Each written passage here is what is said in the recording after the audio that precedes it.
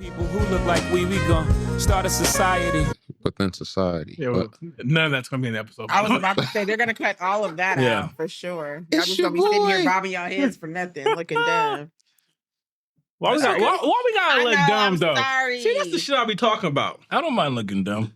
I always do This anyway. that's the shit I be talking about. I I'm wake sorry. up looking dumb. The second Fuck she it. take a shot, she change. It's like she turn into She-Hulk and shit. She-Hulk. She take that shot, she get real she rowdy. turned into the savage. She get real rowdy.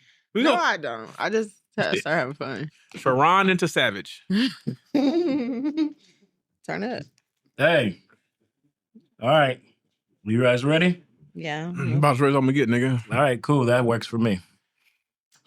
How do I start this? Wait, How do I want to start this? Did you need to do something? did I clap? No. No. I didn't clap, so we got none of that shit matter. Good. Damn, I fucked up. I don't think you clapped the first time. I Did did. you Oh, have a you did? shot? I did. Huh? I said, did you have a shot? No, I need one though.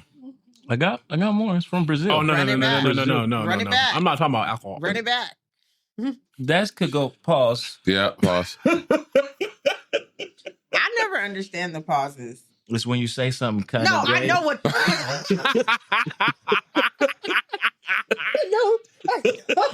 These two pause, but I just never know when they're applicable. Yeah, you remember when they... Because I'm not a guy. When Wayne was We saying... don't pause. no we homo. don't say like, "Oh, she bad." Pause. Like, no. Oh, yeah. You can just say some gay shit. It's and be cooler cool. to be gay as a woman. Hold on.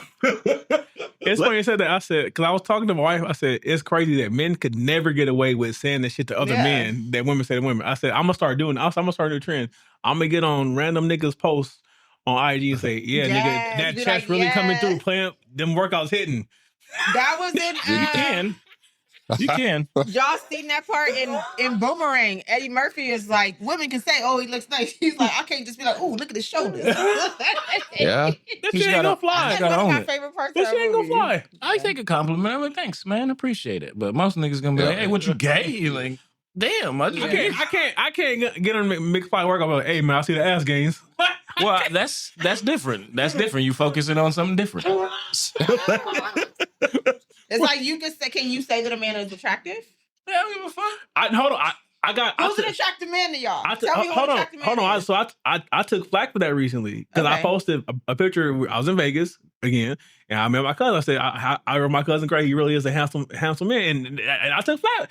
Oh, what you really trying to say? I said, nigga, that my husband, that my cousin yeah, is fucking handsome. Like the nigga, he's my cousin. I held this nigga as a baby. Like what the like? Even if Can a you- nigga's handsome, a nigga's handsome. I Whatever. say a handsome Y'all nigga. can say a man is handsome. Yeah, I can't. I don't give a fuck. Why you not handsome? I just say I can acknowledge when I've seen her, like, yo, he gets He gets he bitches. gets women. I It's knew saying that's the- what somebody was going to it's say. saying the same Yeah, thing. More yeah. so than It's Yeah. saying the same That's- thing in a different way. Like, Yeah. oh, We said, yeah, like Yeah, we said- niggas be like, look at them light eyes, nigga over here Yeah. pulling bitches. Yeah. Like, well, you're looking at his eyes like Look at this nigga with the curly these hair. old hazel eyes niggas. oh, y'all are so Anytime dumb. another man call a man pretty boy, he's saying that nigga. Yeah. That's true. We can say it different ways. It's a roundabout way. Yeah. of saying it. Yeah. This kind of goes along with what we're going to talk about because we are all a sum of our past decisions and Don't put that shit on me. that's funny. This is going to be good for you then. We're going to love this. I don't want my past. Today we're going to be talking about legacy. So before we get into this, welcome to the Heavyweight Collective. Everybody introduce your names. I'm Sharon. It's your boy Y'all Malika. always get so quiet after my little. I'm Sharon. I feel I, like I y'all. was waiting for to hear the savage part after. Yeah. Yeah. Yeah. Like, I feel like y'all don't like my name. So excited! Go ahead. What's your name? I am Flow Sicka Pandemic. Flow Sicker Pandemic. Well, we are going to start off episode 231. So we're going to talk about legacy a little bit. I don't give a fuck about y'all weeks. I'm not even going I respect it. I I do. don't want to talk about it. I do too. I do too. I don't want to talk about my weekend. I want to talk about it. Ain't nothing. Past is the past. We're going to jump right in. Like, I'm not outside of your children What would you guys think your legacy is right now? I Like think if we was to die today. Yeah, like what would we be remembered as? Yeah, nigga, what the legacy? I think I'd be remembered as a man that loved his family and would do anything for him. Mm-hmm. And if he fuck with you, he fuck with you. And if he didn't, you know. Because he tell your ass, I don't fuck with you. Yeah. Your ass, go from here. That is true. I remember when we met, he was like, he was like, I fuck with him. I was like, oh, he will say it right in front of you. Yeah. Sometimes you gotta do that. Like I told Sharon. Sharon's like, you an asshole. I said, yeah, I tell you all the time, I'm an asshole. But I'm the same asshole every time you meet me. Across Yeah. the board. It ain't nothing different. That's true. I think Just don't be the asshole I don't like. Because then you really get the asshole. That's a lot Pause. of That's assholes. I was like, that's Pause. Like, here we go. He's sweet. Who you calling sweet, nigga? I thought she said sweet. I was I like, said weak. oh, she said weak. I was like, it did damn. sound like sweet though. I was like, who? Sweet. Oh, he over here Okay. talking about assholes. Right. You can't say, I'm I would never call a man sweet. going to go home to my mama like this. What's that life? Right, man. He said, you got the best news in here. You about to go home a whole day, man. Biscuit, where you going? Oh, shit. Yeah, that nigga. Don't killed cross that himself. line. That's crazy. I love that movie so much, y'all. Okay, legacy. I think that I mean, same. Somebody love my family, love my kids, put forth a really good effort into this life that I have. And I don't think this is a fair question for her. Because she has carbon copies of herself at home. Man, but I started out with outside of our kids. he But- said outside of it, my kids look very much like me. No, nigga, they are exact copies. Yeah, I mean, our kids are automatically part of our legacy. Our I kids think. are, so this is what's as fun. long as you present, like, you know what I mean. Yeah, that's true. And that's what I'm going to get at with legacy. But this is what's funny. When you look at the definition of legacy, it's like one or two things. You could be leaving property, assets, Yeah, whatever. money. I ain't got none of that to leave right now. Just keep it a buck. None of that would be left at this point. I got a car. They still owe on it if they want it. But I think that when you look at I think that my kids and my family and the people that I know, they would still be able to say the things that I say and honor me. And, you know, my legacy I've left an imprint in my 37 years of life. So I do think that I have a legacy that people will be able to carry on what I put out. Lyricism and memes. That is my legacy. Oh, shit. Oh, that's No, it is not. I mean, we already know the children and shit, so he's saying outside of it. That's true. He do be memeing. I'll be memeing. I'll do be meme to memeing. death. For me, I guess my legacy, I feel like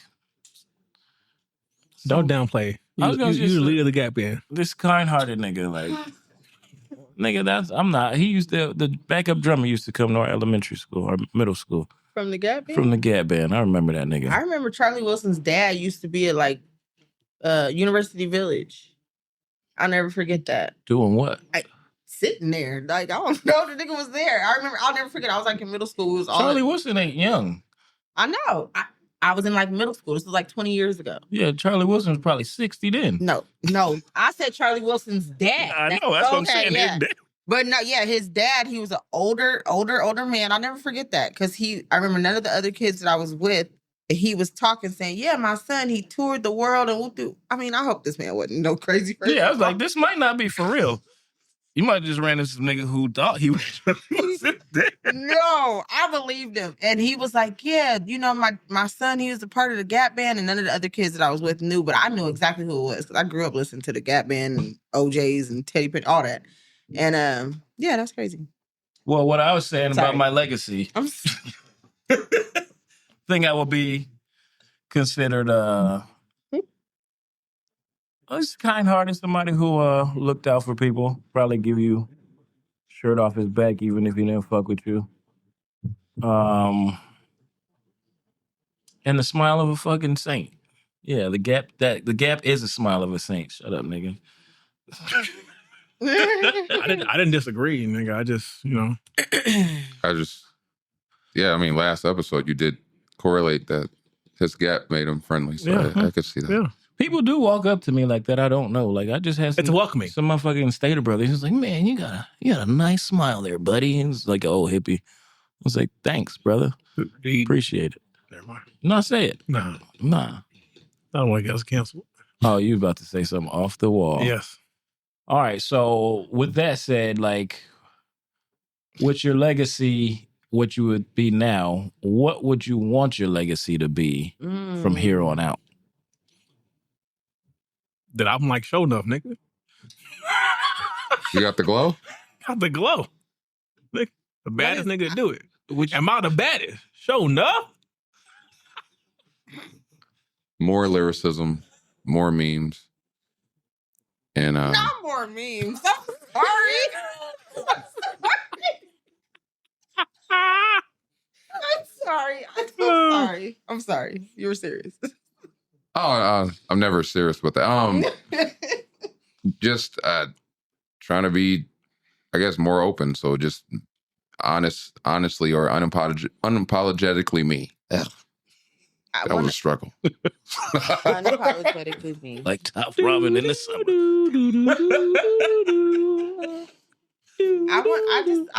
I mean, kind of like what I said, I want to leave my imprint here. But what do you want your imprint to be? Me. I mean, shit. I think because I have, okay, full circle. You got to start the circle first. She tried not to snort. Oh shit! I held it. We know. No, like, okay, so the people that I have that have passed in my family, my grandparents, my dad, whoever, my family, we still say the things that they said and do the things, and we honor the things that they like. I can do something like my grandmother would get frustrated and be like, ugh.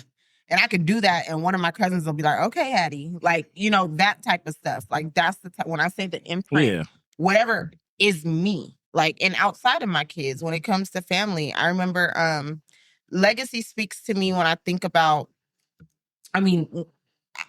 just leaving an imprint speaks to me when I think about legacy, because I remember when my grandmother passed away, she was 97. And a couple of months, within less than a year after, another lady that was elderly from our community, she passed away, and she was like 101. Yeah. Wow. But it was like a weird moment, because they both were such like prominent members of the community, and it was at the same, their funeral was at the same church, and it was a lot of the same people there, and just like so many people had so many things to say that was like literally them. Like, and I thought that was so amazing, and just like how they led with love, and they were so God-fearing, and just all of these things, how they were poised, and how they were just beautiful women, and always well taken, well presented, presented themselves well. And I remember having a moment, I was 35 at the time, but I remember having a moment like, that's how I want to be remembered. Like, I want everybody to like have me, like, and that's something that I always think about. When I leave here, I don't want to go and just be a memory. I want everyone to like literally still have me. Like, oh my gosh, like I heard this song, like a song could come on the radio and I'd be like, oh, here go my dad, because it's Love TKO by Teddy Pendergrass or something like that. So when I say legacy, like, I mean all of that, my imprint of everything that I was. Like, I want my kids to cook certain dishes and be like, okay, we're gonna cook this because it's what our mom liked, and things like that. I like that. Oh, I answered. Mm-hmm. Oh, I want to do that. That's the answer? Bruce Leroy. All right. No, honestly, I think I won't. Well, And our kids can be in on this one. I mean, I feel like Yeah. I want people to understand that no matter what I was who I was, and my character was high, no matter what. I didn't conform to make people happy. I stood on business, and above all, I always put my family first. I like that. Yeah. I like that. You guys ever seen Big Fish? Mm-mm.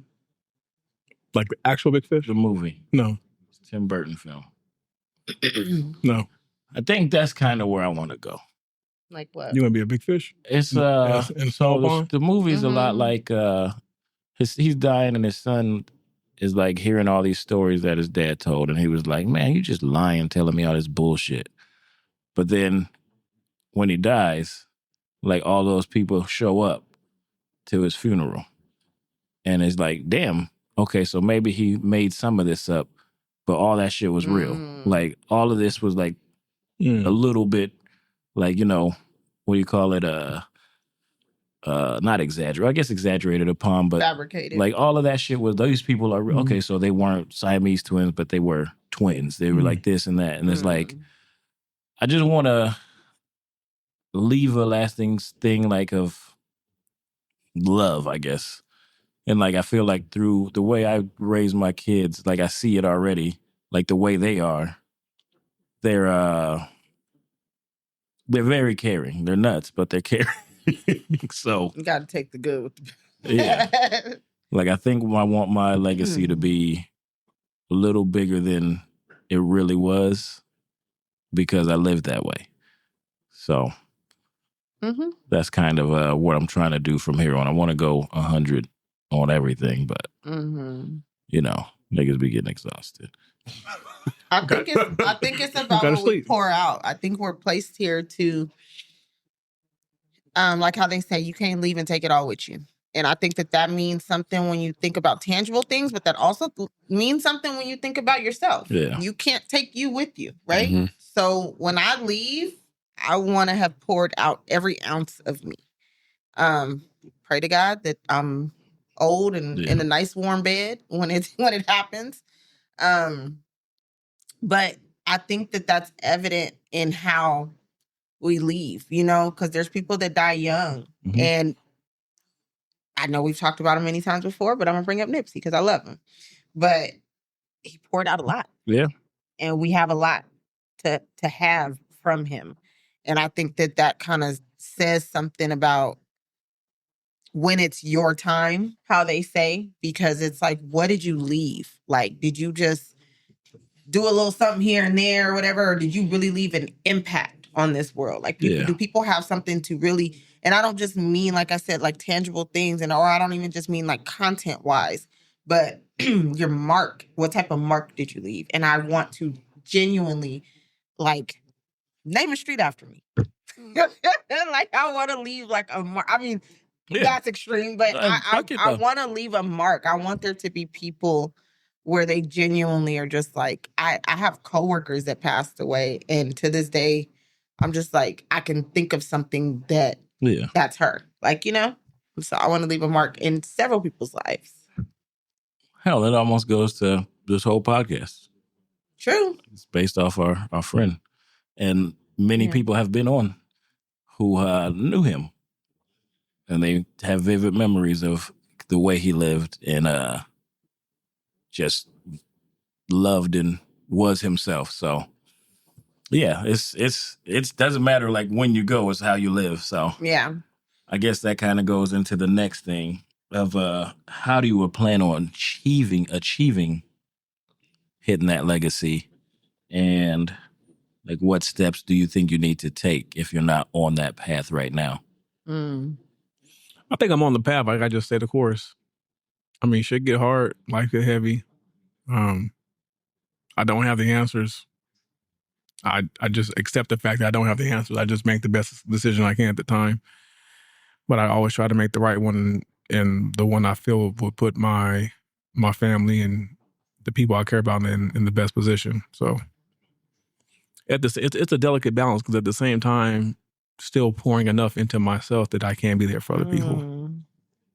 Because in this stage in my life, I'm really starting to understand the importance of pouring into myself. Yeah, that's So important. Very so necessary. that I'm not drained. Can't pour from an empty cup. Yeah, I agree with that. I think that it's really just about, along the same lines, like bettering yourself. Like if everything that I said I want to leave as a legacy, then that means that I have to really walk in the light of what it is that I'm saying I want to leave. Yeah. Right. So when I mentioned my grandmother as an example of what I want my legacy to look like, okay, well, she was a God-fearing woman who woke up in the morning and she read her devotionals, and she, she was a praying woman, and she loved her family, and she served in her community and in her church. And so that's really what that blueprint kind of looks like, Yeah. right? If that's the type of, I mean, obviously I'm generations later, years later, so it's not going to look exactly like hers, but it looks like me showing up for first myself, and then showing up for how I want to pour out. And genuinely, just like for me, I think that like a word that always comes to mind when I want people to think about me is like authenticity. I just, in the realest way, don't ever want to be fake. Like, and I genuinely mean that. And I think that I do certain things in effort to just really give my most organic self to people. And I want it to be received that way. It's not always going to be. Oh, that's life.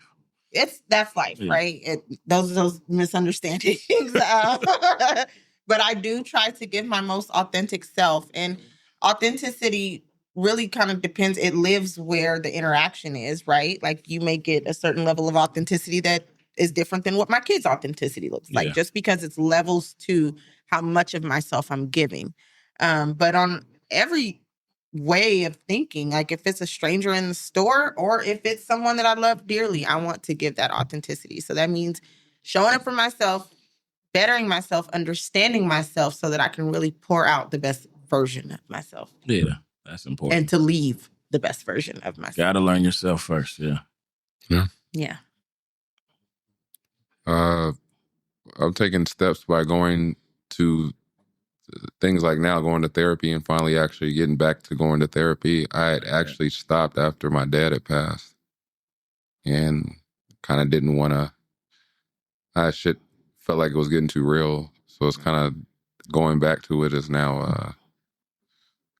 It's different. I remember even booking the appointment. I asked them if the original therapist was there. They're like, she ain't been here for years. Anyway, but You've been gone for a minute. But getting back to that and just kind of understanding myself and dealing with past traumas that I never actually dealt with in full effect. Because when I started originally, I was getting there. We didn't actually tackle it. So that and, finding better Facebook pages to find memes on and and then getting more rhyme dictionaries to get my wordplay up, to get my lyricism there. That's cool. But I do plan on making music this year in full effect because I have like 3 different projects I'm doing at once right now. And I'm trying not to overwhelm myself. So, but it's just leaving a legacy because music to me is a big deal. And to be able to say what I truthfully want to say is the best legacy I can leave.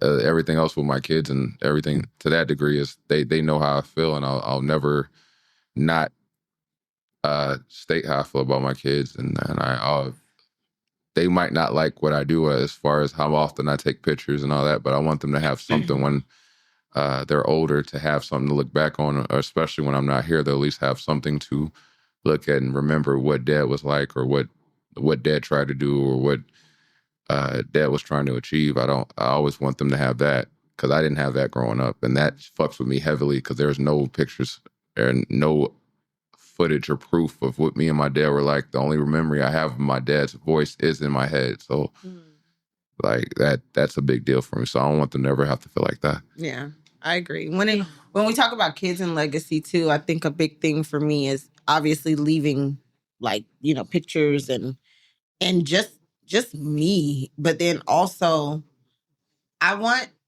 to make an example for my kids that will make sense to them later. Because when you're dealing with kids, especially teenagers, they don't get a lot. They don't understand a lot. That's what I'll say. They don't understand a lot. And it's not really that they should even be required to understand a lot because they're not coming from a level that we come from. So it's not that I fault them at it. Some shit they do is just dumb. But, you know, I don't fault them at their comprehension level because it's not for them yet. But I genuinely try to set examples and do things and lead by example in a way to where it's going to make sense to them 10, 15, 20, 30, whatever many years from now. There's certain things that it becomes like difficult for me. And I'm just like, okay, it'll make sense to them later. And then some things won't, you know, but there's a lot of things that I want to leave my imprint to where it ends up making sense to them later and to where they can have a full circle moment when they're an adult or when, you know, if they have kids. Well, that's what she was talking about. Yeah. I have that with my dad Mm-hmm. quite often. Like, I thought he was tripping. Yeah.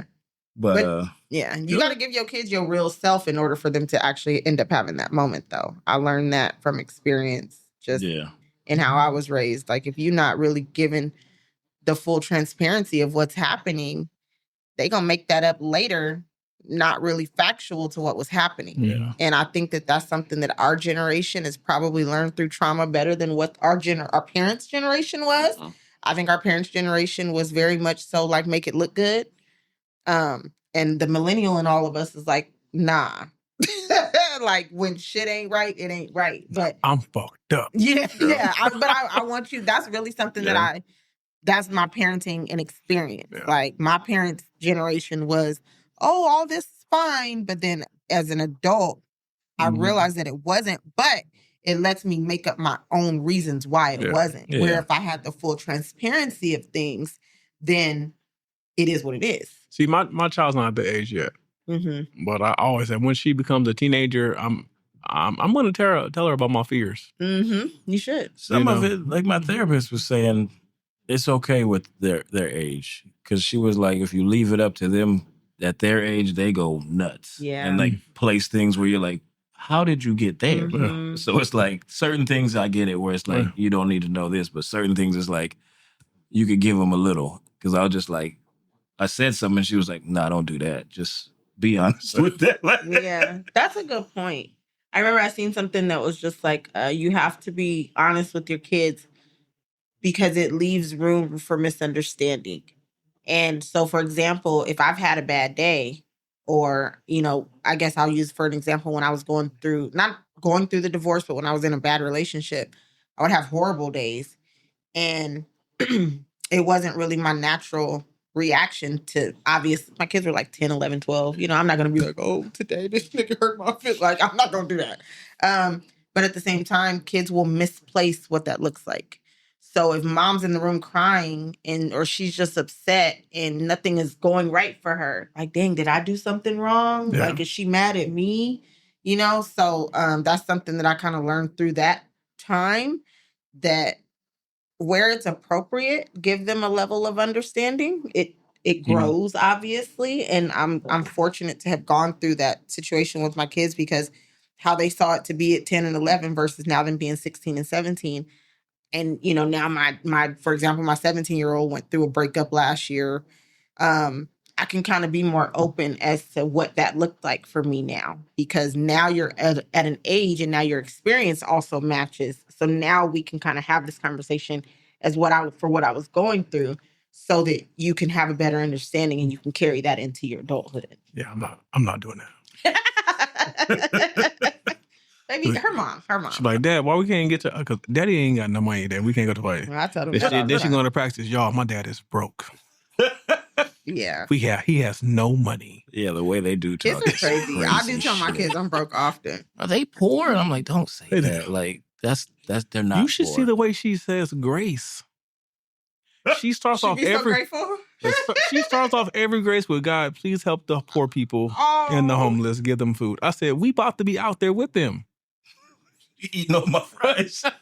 No, you just ate half your mama's burger. Yes, triggered. A lark. He eats? I got Ava her own Little Caesars pizza. We usually like that, right? So I'm like, she got this, and I bought 2 just in case. I was like, Lark might want some. He ate 6, 7 slices, right? That's the baby. The baby. Ooh. 6, 7 slices, You in right? trouble. Then the next day, I go and I'm like, so there should be like leftovers. No, he ate the rest of the pizza, and I was like, so he's 2.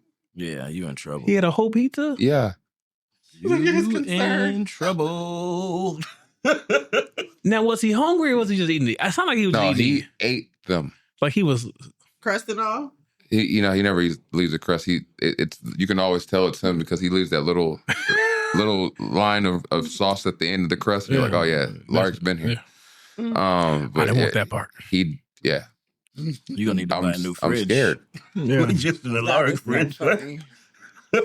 That 2-year-old eating like that is crazy. Yeah, he's gonna be a big boy. Yeah. Back to what you said though, I fully agree with telling your kids that you broke. I think it makes all the difference. Yeah, I tell them that. They don't believe none of that shit. Yeah, Yeah. mine don't. Mine don't. And when are we gonna middle- fly somewhere? Like, you don't know how much it costs to fly off Oh, somewhere. man. Like, Yeah. I made the mistake of taking them on a couple vacations, and this year she's like, where are we going? My middle daughter, where are we going this year? That's why I call her. That's Rich Maya. I always say that's my rich kid. She's like, where are we going for our vacation this year? Nigga. oh yeah, I took Huh? them. To the pawn shop. I was like, first of all, your sister is going to school. She done got accepted to 3 different schools out of state. I said, it's Nice. more than likely that's where we're going. Mhm. Do you want to come or not? Because you can stay home.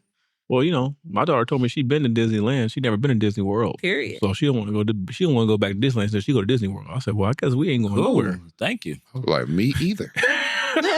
I ain't never been to Disney World either, and don't plan on going. Right. Right. Like, Yeah. For real. I couldn't stop laughing when Sounds we like a went lot of to walking. an Airbnb in Arizona and it didn't have a pool, and Kendall was like, "This doesn't even have a pool in here." I was Yeah. like, "Damn." Yeah. I told you we had the Airbnb Arizona. It was 114 outside. Yeah, it's hot. It's And hot. she was like, I want to get in the pool. I said, no, that's a bathtub. "It is. That's It not is. a pool. Yeah. It is. It's very hot in there. It's a bathtub. You just get in at night. No, It's warm. It's It's still 100 be hot as degrees. shit Yeah, out it's there. 98. I It be used to so live hot. there. I know what's up. Arizona, Vegas, all that. I'm cool. I guess for me, I feel like I got to do more because in my head, I don't know why I have this. I have this like grandiose idea of myself, and it's like I'm trying to taper it down. Like it don't got to be no global shit. I don't got to change the world, and like I'm learning a lot of that through therapy because I be talking to her, and she's like, "Kevin, you realize you're like She be do like, a lot." Calm down. Like she's like, you telling me about you having like barbecues and stuff and like the neighbors and all the neighbors and stuff will be over. And she's like, I don't know my neighbors. Like most people don't talk to their neighbors. Like Mhm. you have like an open door and it's like, you're building community and like that's more impactful than you actually know. So I'm like trying to like focus on that instead of trying to be this grand scale. And like, I don't know. I just want to be good. Like that's all I want to be like is good. Mhm. I want my kids to just be like good, like kind and love and like just be love. Like that's it. That's what But the you got a world little needs. work to do in Louisville. She's actually very loving, but don't cross her. Don't cross her. That's how she should be. But you know what that makes me think of? Like there's like I guess I don't want to say biblically, but like you could be blessed with talents that aren't grandiose talents, right? Yeah. And I don't even want to say grandiose. I've seen it in like sermon, like basically compared, like you could be a 1 talent man or you could be a 5 talent man. And the 5 talent man could be meant to serve hundreds of thousands of millions, the world. You know what I Yeah. mean? Versus, and it also kind of ties me back into like what I was saying about my grandmother and the other elderly lady. Then there's the people that are like the 1 to 2 talent people. And you are meant to serve in a community and you are meant to be good in a community, but the community just doesn't look like that Mhm. large Yeah. number. And I think that that's where people kind of miss their calling because everybody, especially nowadays, everybody thinks that the service that you're doing needs to touch millions of lives. Yeah. They think that like you have to be saying the things to say it to all of these people where you might have touched like, your own little community, or you might have barbecues for your own community, and then you still leave your legacy the way that you needed to. And the thing I look at that is like, you still probably are touching millions of lives. You're right. It might be over time. Yeah. Like, and it's 6 like, degrees of separation. because a lot of people might be Yep. like, oh, he got all these people here. Mhm. And I'm like, yeah, but that could just be now. But like this person is like, I liked how they did that. Mm-hmm. Okay, I'm gonna apply that, and then they apply it, and the Right. next person applies this and that and that, and I'm like, That's if we true. could if I could focus on that and like focus in on that, I'm okay. That's So dope. like I'm just trying to do certain things to just be right. I don't know. I agree. So I also think you got to comprehend that there's different levels to the world. yeah, And I will say for me personally, my world as it exists starts with inside my house first. hell yeah. Amen. That's our first That's, community. That's it. And then yeah. when you add a layer on top of that, it's my direct family, and then you add another layer. Then you add your close friends. Yep. And so the kind of you have these worlds that kind of stacked on top of one another. That's true. And to go back to what Sharon was saying, I saw this post the other day, and he was like, pretty much like he was like, post your gym content. He said, even if you got 3 people watching, you might be motivating 3 people. Yeah. And like sometimes, like Gordon said, sometimes your message ain't for everybody. Sometimes your message may be for that one person. Mm-hmm. You know what I'm saying? But again, people get so wrapped up in, or if I'm not reaching the matches, or why am I wasting my time? And a lot of times you don't understand the influence or impact you have on one person. Mm-hmm. Yeah. Yeah. And that's how we just have to show up, even if you're not in a platform. Like everything is your platform, right? Mhm. You in the grocery store, you could be. It just reminds me of like when I, at my job, they would have like the people that would come and be standing out in front of the court and whatever, being annoying, but they created their platform, like, and like it just puts me in the mind of that. Your platform doesn't have to obviously look like you being on a podcast, or you being a preacher, or you being something to where you are communicating to masses of people. Your platform could be how you create it to be. It could be how you show up at work. You could come to work each day and you could be that person. Oh, every day my coworker gives me this, this, and this. Like, you know what I mean? Like, oh, that coworker every day, she always makes sure to give me this little inspirational quote or something like that. Like your platform is what you make it to be. And if you want to serve and you want to give and pour out and leave, then sometimes you have to create that avenue for yourself. Oh yeah. And you have to find your platform and do your best at it. Mm-hmm. And regardless of whether or not they give you the flowers, they're watching. Amen. That's true. They're definitely That's true. watching. You can't wait for your flowers. And a lot of times you'll be helping people through shit and you have no idea you're helping them through shit. And sometimes they'll give you flowers and sometimes they won't. Mm-hmm. You know what I think I've learned over like what my flowers are, I feel like, is there's people like I haven't talked to in like years. And just be like, hey man, we were just thinking about you. We was just talking, like me and my wife was just talking about you. Mm-hmm. And when you did this and that, and like it's like I'm like, oh, okay. That is a I guess form of that kind of flowers. made like some sort of impact. So Mhm. that's cool. That's always cool. Like one dude, he is this he's like a hillbilly. Like talk like this. And Bobby Boucher when bro. Not Bobby Boucher. He talk like that. He bought a Everybody in that movie, right? like he had to put a trailer on his property because they were like, well, you can't just live in a garage because he just likes working on cars. So he was like living in his garage and we're like, that's illegal. Like you gotta have a place. He happy. He was happy. He's like, I guess I gotta put a fucking trailer on. Nah.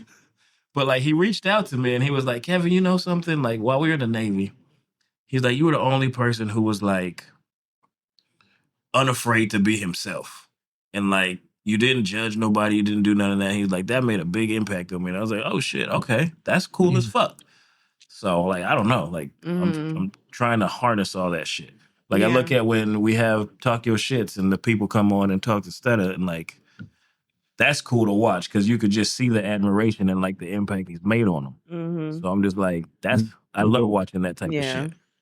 I think that's a good thing to do though, is to find a way to get your flowers, or not even to get them, but just to to be recognize them, I guess. mindful Yeah. of what your flower. Because I've never done that. Because I think that you kind of.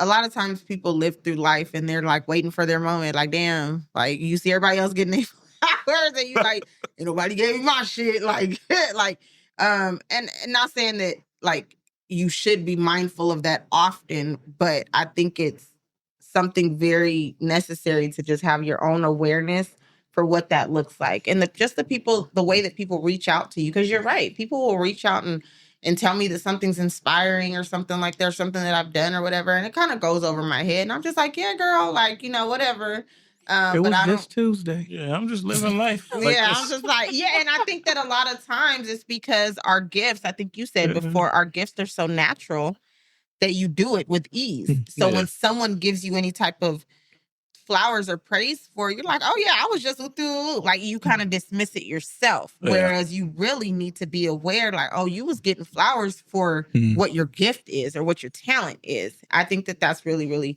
cool to know and to like kind of take with you because we don't always know. I also think you shouldn't be afraid to give them too. Like I got a For sure. director at work right now that I'm like, I'm just gonna give him like a gift card to like a lunch place or something. It's something small, but I'm like, the way he is how I think everybody should be in like the workplace. Cause he's like, dog, this is just a title.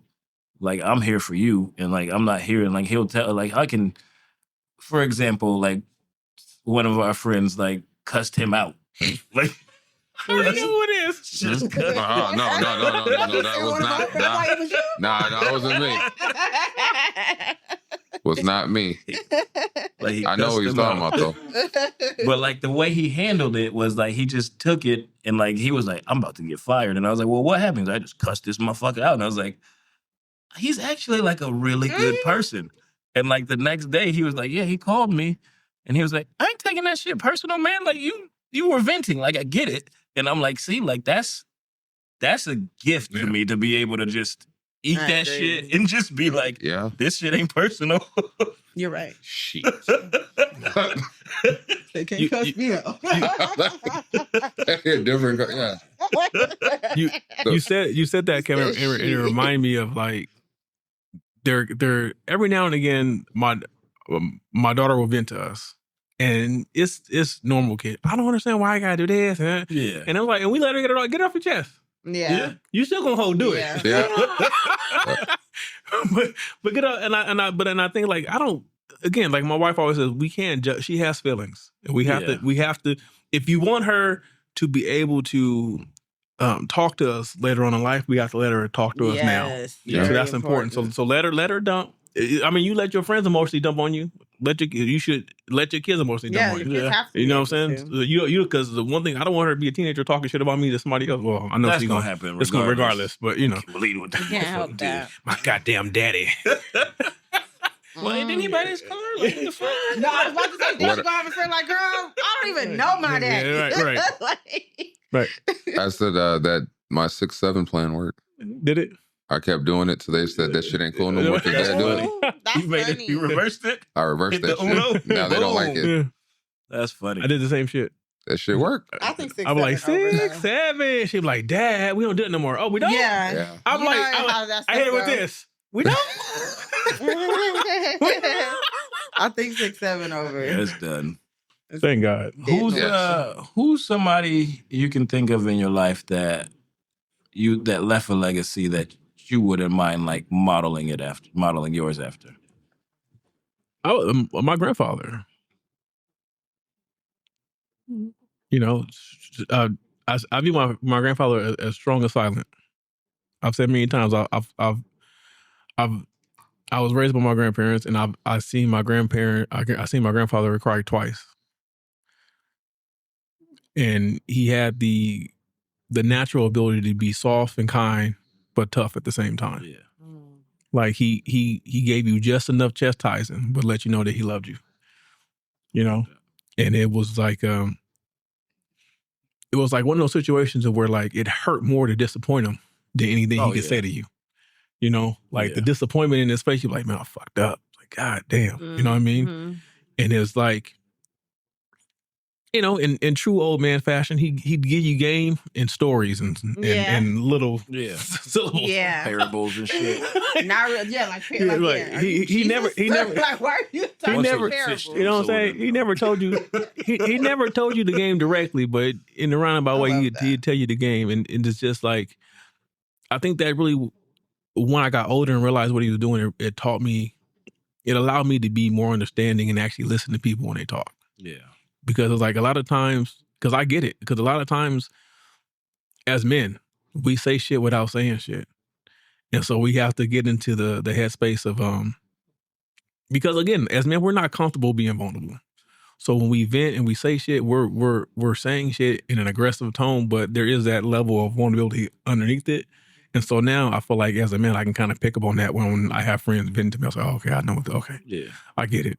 And as a man, a lot of times, like, nigga, I know exactly how the fuck you. You know what I think I appreciate about parables is like the wisdom.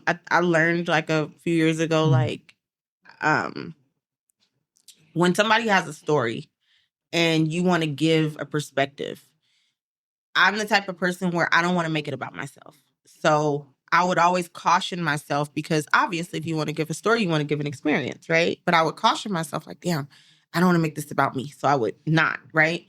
But parables come with so much wisdom because you give that experience and you remove yourself. Yeah. And so the person that's receiving it is not just gonna be like, oh, they just made this about them. Like, but they're instead receiving a similar experience to what they're going through, but they get to understand only the message from it. They don't have to understand the perspective. They don't have to understand, or they don't have to see that you are inserting yourself. Like, they're literally just getting the message of it. And that's something that I taught myself. Like, me and my want to be an old lady so damn bad. I'm like, I really want to learn to do that. Like, because I want to give people advice, and I be like, literally like wrestling with it. Like, oh my God, I've been through this. I want to give the advice, but they're in a moment where I don't want to take that moment from them. So I'll just be like, I think it's okay too, though. Like, as long as you just don't make it just be like, well, I did. Like, you be like, I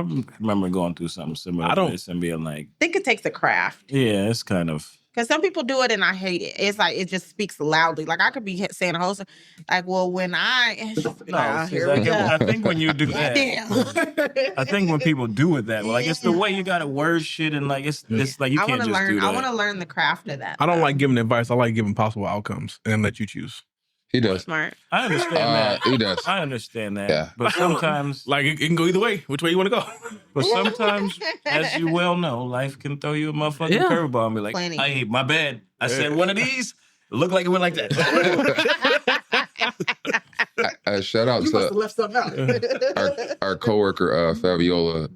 I was going through shit, like a lot of stress at the tail end of 2025. And we both came in. It was like the last week of peak season, which is around Christmas for UPS, and we both went in at like midnight 01 to work at work, and she saw me in the yard. She's like, you've been posting like a lot of cryptic shit, but like I'm afraid to ask you what's going on, but like not to touch on it, I'm gonna just like, she gave me a scenario she's going through. She's like, because I feel like we're similar, and she told me some shit that put me in a perspective where I was like, shit, I should shut the fuck up.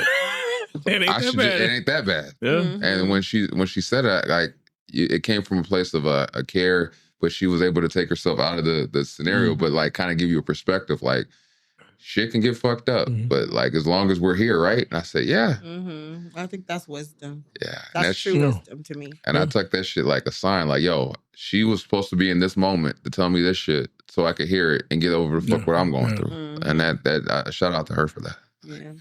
I know I took it somewhere else, but back to the question. No, but what you said was true though. A lot of people don't want, they don't want you in the advice. Yeah. Right? Because they feel like, some people will feel like you're shifting, like you said, you're shifting the focus to you when honestly, you got to kind of know the person. I don't think a lot of people do that. I think it's just like, this is my only way to kind of get off what I'm saying. Cause I want you to know that I can relate to what you're going through. But some people are like, no, nigga, I'm trying to type. Yeah. I find myself doing that with friends when they're talking about like relationship stuff and all that. And I just always feel like the past 10 years of my life have been so like molding for me, where I'm intentional about like not this is what you do, because I can't tell anybody what to do, but this is what this looked like for me. Mm-hmm. And this is what the outcome was. Yeah. And I want to highlight the outcome, Mm-hmm. because I'm not just saying this because I'm telling you to stop or, whatever, but I'm saying it because I was there, and the alternative or whatever, when I stayed in it or when I didn't or whatever the case may be, this is where it got me to. Like So, I said, I give possible outcomes. yeah. Right. He And does. then at the end of every advice, I tell people, He really does. Yeah. I say, but you grown and you're gonna do what you want to do. Yeah, he does. That's a very So good way of I doing just it. give you shit to think about. Yeah. Before you jump off the ledge, think about these possible outcomes. Yeah. But you grown. Yeah, that's true. And you my It's a good boy, way of doing I'm it. gonna love you regardless, nigga. I'm with you. But just know. Yeah. I did that with Patrick. Yeah. And we had a conversation about that because that was way back when. But yeah, you have to be that way with some people because you understand that at the end of the day, like you said, some people are just gonna do what they're gonna do, and you're not gonna sway them on that. You just gotta let them know You're not. I'm here for you either way. Just know it could go left. And then you can find yourself in conflict with that person because you was really just trying to help. And I'm not gonna say I told you so. I'm just like, Oh, he's gonna do it in a different way. I'm gonna say, dude, what did we learn? What are you gonna take from this? Are we growing? Yeah. Did we get something out of this, or did we waste time? Did we learn something here? Or Well, back to the actual question. I think I would probably. I mean, I mentioned before my granny. I love my granny. When I think about becoming the woman or being a woman of a certain posture, and my heart being in a certain posture and like all of that, of course, like my grandmother is the epitome of an example for like her legacy, right? But then I also consider my dad a lot in terms of just a human being, because I remember, and I something that sticks out vivid to me all the time, like my dad knew all of these.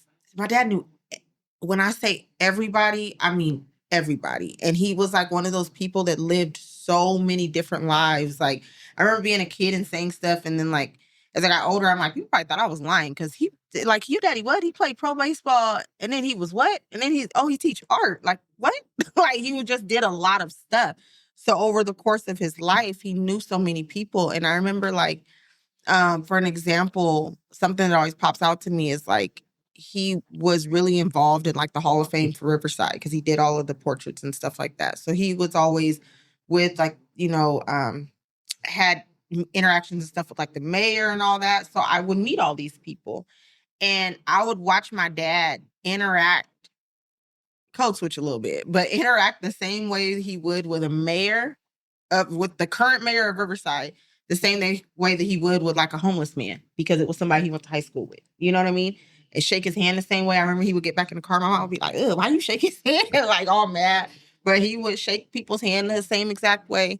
And so when I think of like my human experience, like my dad's legacy is like the top of the top for that, because I just love how he treated people, like people, other men, like to this day, people that like I call uncles and stuff like that. Like they would always call my dad like a gentle giant, but like don't fuck with him, like, and the nicest person you ever meet, but he'll lay your ass down too. So I think that that's like a legacy that I like always like to want to have. Yeah. Mine would be a combination of my dad and my aunt, Bobby. Rest in peace to both of them. My dad, mainly because he had like this larger than life reputation in Riverside because of him being a barber. And like, I always, oh, you Jesse the barber son? Oh, yeah. And you would come across all these people and then you'd be like, shit, like that. I realized I got certain passes in certain areas because my dad knew these people. So it'd be like, I remember one time I was walking home and like, you would see some gang like activity and they be like, oh, that he ain't into that shit, nigga. Like, that's Jesse's son. And you like, oh, okay. And you like, okay, cool. But then on the combination of my Aunt Bobby, she was always all my aunts, she was the one that used to always see me for me and never like treated me like bad. And she was the only one that could make my dad like fold up. Like so everybody else would he'd be like, oh no, motherfucker, you ain't talking to me. Aunt Bobby come in and say some shit and he just be like, yeah. I need to apologize to you. And be like, damn, so her talking to you made you see the error of your ways, but everybody else can't say shit to you. Was that his sister? His older sister. Oh, okay. And that was, and she was just always just call it like it is. And again, people don't know this, my dad's nickname, which still sits weird with me, is Coon. So they would all say, oh yeah, Coon, you know you wrong, Coon. And when she would say that shit, it was the only time it hit. And I do miss her. And though their legacy though, like her being able to, she was always can crack a joke at any situation, and she can laugh about any situation and make everything funny.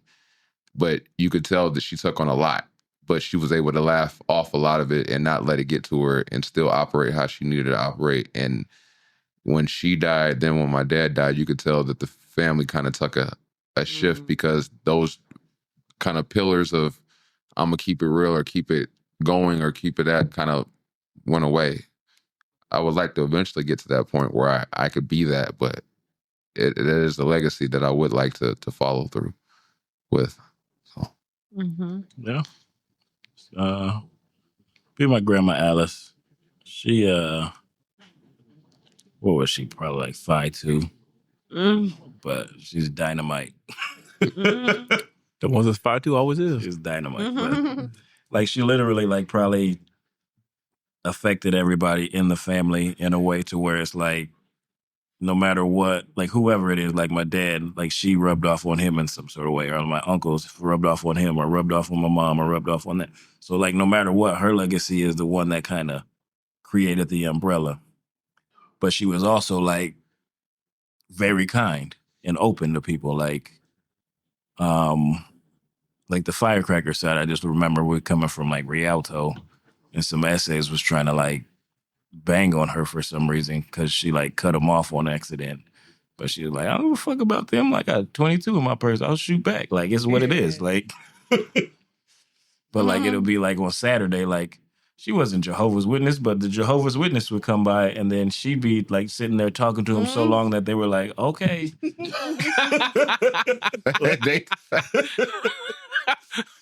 One of a reverse card. Yeah, shit. Like, to make them. Shit. Well, I'm like, just like that compassion and all that to like gather and like still being who she was. Like nobody would mess with her, but it was like, that's what I always try to model after is like, all right, that's just who she is. And that's awesome. Like when I got in trouble at North, I got suspended and like, she knew what was up. Like, she was like, I know you just ain't telling on that boy. You need to stop hanging out with him. And I'm like, you're right. So yeah, just honest type shit. Like I love that. So, I'm going to ask one last one. Do you guys think we have actual control over our own legacy, and how important do you think it is?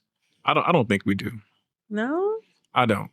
I think it ties into like how I feel about parenting. Like I can be the best parent. I can be the best parent in the world in my eyes. And she think I'm shit. So when I die, she gonna know he was shit. So you know what I mean? Like I feel like the only thing you can control is the things you can't control. Your actions, how you treat people, how you react to things. That's what you can control, and you can just hope that the way you want to be portrayed is that's how they view you. But ultimately, the way they see you is really up to their interpretation of you. I agree. You're right. I agree with that. I would like to say you do. I would like to. My answer wanted to be that you do control it, but you're right. It's really just based on how people are perceiving you, and you can't 100% control that. You could show up in a way, and then, I guess you still will have different people, right? Like everybody has different experiences with different people. Like, one person will say one thing and the other person will be like, oh no, that was the best. Yeah. Like, so I guess it's like what I said before. As long as you're showing up in the most authentic way, your legacy is gonna be what it is. Yeah. Whoever it is. Yeah, because I mean, I guess now that you mentioned that, I probably have people that I've known for years. You know, I went to the same schools with people throughout the whole time, so I know I've known people literally since I was in elementary school, but I'm not really a big fan of them. So they're not getting the same experience of me as other people are getting. So they may be like, I can't stand that girl. But, you know, somebody else that has known me for the exact amount of time, like Sharon, like, you know, so that's a very... You don't like her? Yeah. So... There's a lot of people that say, man, fuck that guy. Yeah. And a lot of people say, oh, he cool. Yeah. Yeah. And they're both right. They're both right. I'm glad you finished off what I was getting at, because they are both right. You're so right. But as long as you're showing up in an authentic way, that's all I really care about. I'm like, if you didn't really get the best version of me, I mean, my petty side want to say that's on you. You're the reason why you didn't get the best version of me, bitch. Literally. Gunshot.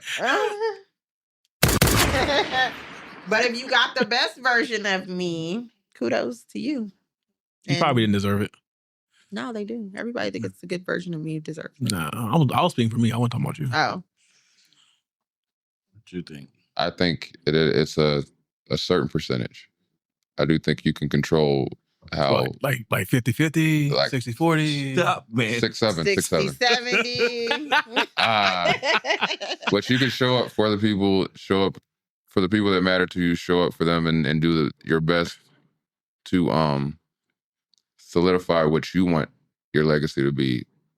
Yeah, perception can be perception, but if you show up and you know you show up the right way, for example, with your kids, you know at some point they can look at you as whatever you were being, but in that moment. But I think eventually they will understand what you were trying to achieve. You gotta hope.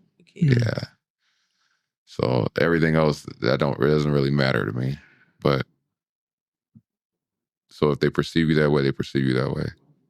But there's only so many people that get access to me anyway. So yeah. There's that. I think it's just tricky with kids because if they don't ever really get that full circle moment, like I remember a couple weeks ago, I was having a really bad day or time at the time or whatever. And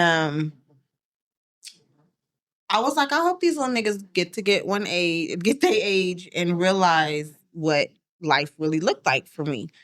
But then as their mom, I was like, actually, I don't hope that like, they no, you do. don't. You lying. I don't, because I'm a single mom that takes care of all three of my kids by myself, and I wouldn't wish that on them at all. Yeah. So that was like a humbling moment for me. And it ties in with what we're saying, especially when it comes to our kids, because it's like, you want them to get to the point where they understand, but there are things I don't ever want them to have to deal with all of the complexities of my life at all.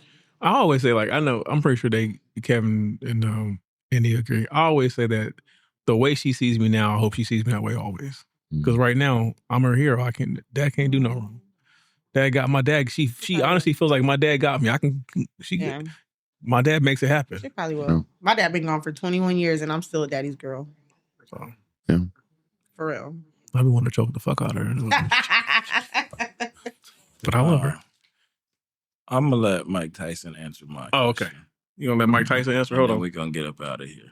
Oh, shit. This might just put a wrench in everything we just said. Y'all ready? Yeah. No. Well, I don't know. I don't believe in the word legacy. I just think that's another word for ego. Legacy doesn't mean nothing. That's just some word everybody grabbed onto. Someone said that word and everyone grabbed on the word, so now it's used every 5 seconds. It means absolutely nothing to me. I'm just passing through. I'm going to die, and it's going to be over. Who cares about legacy after that?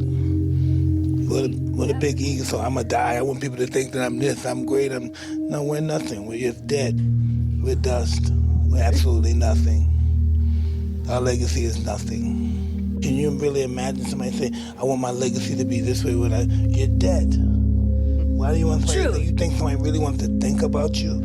What's the audacity? I think, I want people to think about me when I'm gone. Who the fuck cares about me when I'm gone? Well, my kids, maybe, or grandkids. Yeah, true. They were so uncomfortable listening to that shit.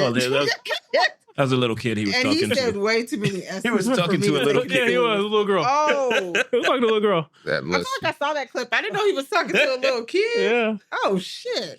And she was looking like, Oh shit! I didn't know you was gonna give me the real.